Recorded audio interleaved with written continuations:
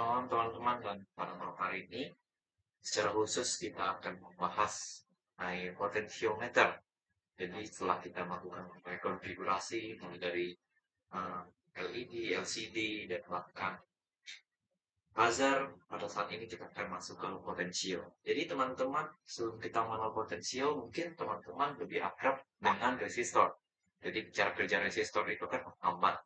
Nah, potentiometer itu bekerja dengan cara yang mirip seperti resistor, karena potensiometer itu merupakan salah satu jenis dari resistor gitu. Atau kalau bisa di dalam materi itu, potensiometer disebut sebagai resistor variabel.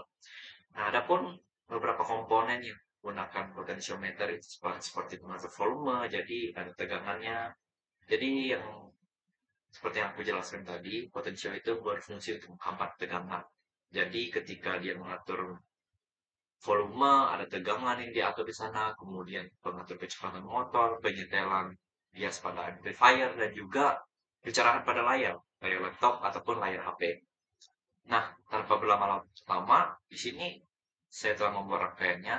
Jadi kita menggunakan papan 16x2 LCD, LCD plus 16L, LM010L. Kemudian kita menggunakan Atmega sebagai boardnya, dan di sini ada voltmeter saya tambahkan untuk kita melihat bagaimana atau berapa tegangan yang dihasilkan oleh potensio yang telah kita gunakan. Jadi teman-teman, di potensio ini ada persennya dari 0 sampai 100. Kita bisa lihat, ini bisa kita turunkan berapa tegangan yang kita hambat dan berapa tegangan yang ingin kita biarkan dia untuk lewat dari power atau ground menuju ke dalam board ini. Nah, di sini saya menggunakan pin C dan pin A. Untuk pin A menggunakan 2 pin, kemudian untuk pin C itu ada 7 port. Teman-teman lihat di sini, ini ada power. Powernya kita gunakan 2 di sini.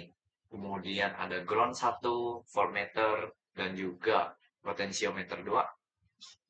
Langsung saja teman-teman. Jadi ketika kita menghidupkan potensiometer ini, di sini di LCD ini nanti akan muncul angka yang merupakan representasi dari eh, berapa nilai dari potensio ini.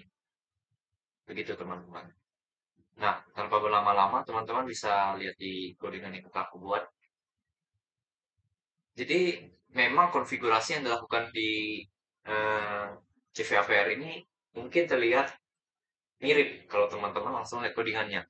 Tetapi kalau kita menyetelnya dari awal, kita harus tahu bahwa ini kita harus mengkonfigurasi bagaimana dia dapat mengkonversi dari sinyal analog menuju sinyal digital. Makanya digunakan eh, si potentiometer ini tadi. Nah, di sini ada sebuah bagian kode yang menarik, yaitu read the AED conversion result. Di sini teman-teman bisa lihat. Ini yang membedakan dia dengan buzzer ataupun tipe yang lainnya. Karena dia memiliki tambahan codingan yang membuat kalau itu tidak ada di dalam codingan ini, jelas saja potensionya itu tidak dapat bekerja dengan baik. Kemudian teman-teman bisa lihat, yang harus teman-teman pahami adalah bahwa kita menyetel A ini sebagai uh, output dan kemudian C ini sebagai input. Ketika teman-teman, menyetel C sebagai output dan A ini sebagai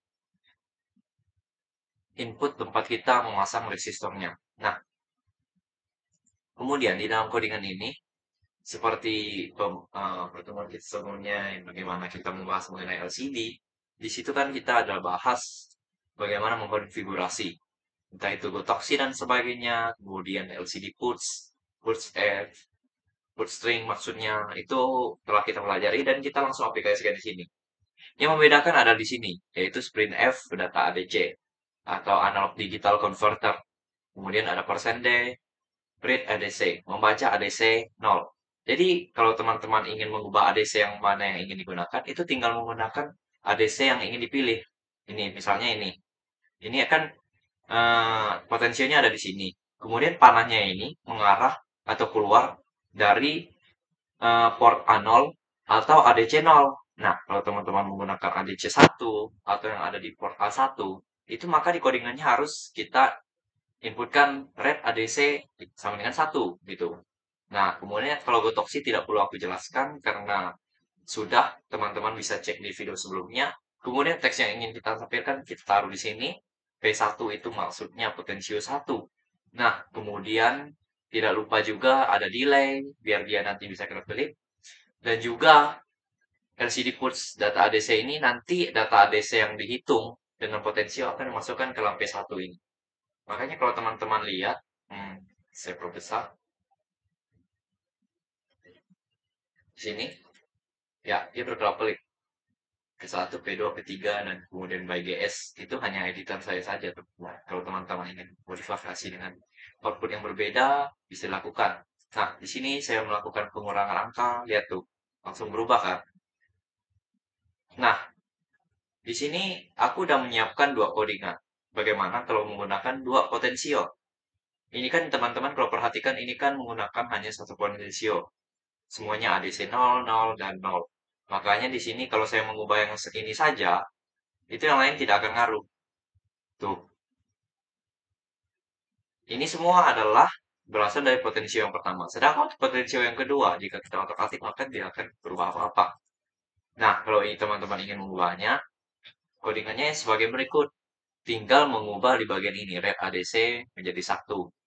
Maka nanti akan ditampilkan sebuah pesan yang ingin kita tampilkan di pesan itu nantinya. Sebagai contoh, sini akan saya langsung contohkan saja. Kita buat dia menjadi bisa dijalankan. Ya, ini kita buat menjadi komentar saja. Ya, demikian. Kemudian ini by GS save. Kemudian kita build all. Ya, tidak ada error. Kita hentikan dulu dan kita jalankan. Set. Oh, teman-teman bisa lihat untuk P3. Kenapa dia bisa berubah? Karena kita menyetel koordinat yang ini 3,1 itu sama dengan yang ini. Nah, teman-teman bisa lihat yang ini nih, 3,1. Jadi ketika ada dua